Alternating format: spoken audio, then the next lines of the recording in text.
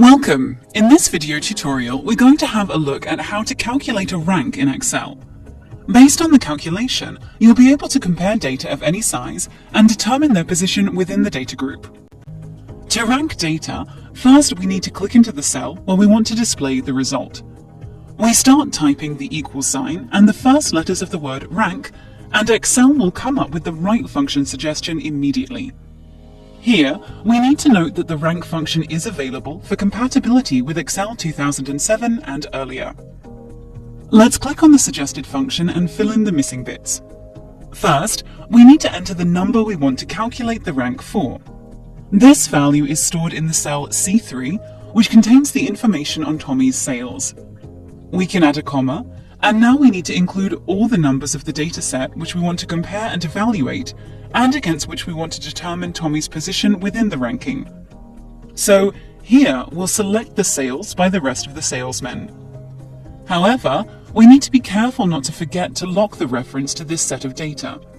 Click on C3 and press and hold the function key along with F4. Some of you don't have to use the function key. This depends on the keyboard type you're using. The $sign appeared next to the cell reference, which means that the value for calculating the rank will stay the same once the function is copied in the rows below.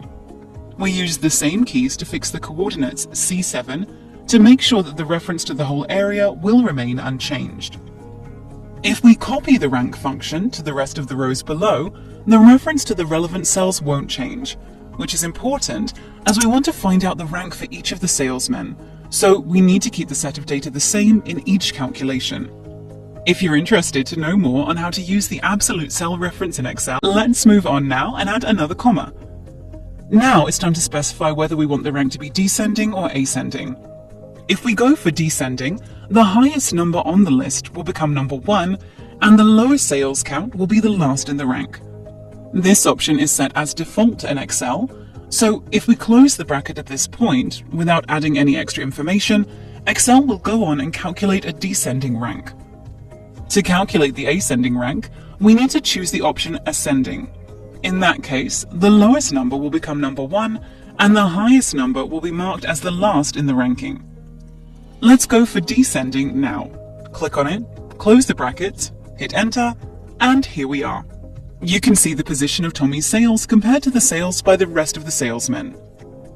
Copy the function simply by dragging the bottom right-hand corner of the cell containing the complete formula, and the ranking for other salesmen appears right away.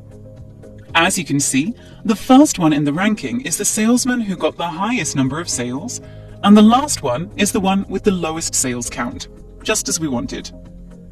There's one important thing to be aware of. If there are two values which are the same within the selected data area, Excel will do the evaluation in a specific way.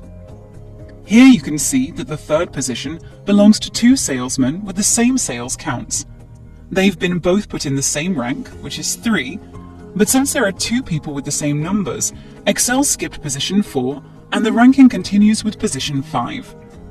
If there were 3 identical values on the same position, the following 2 places would get skipped. So make sure to keep this rule in mind when calculating a rank in Excel.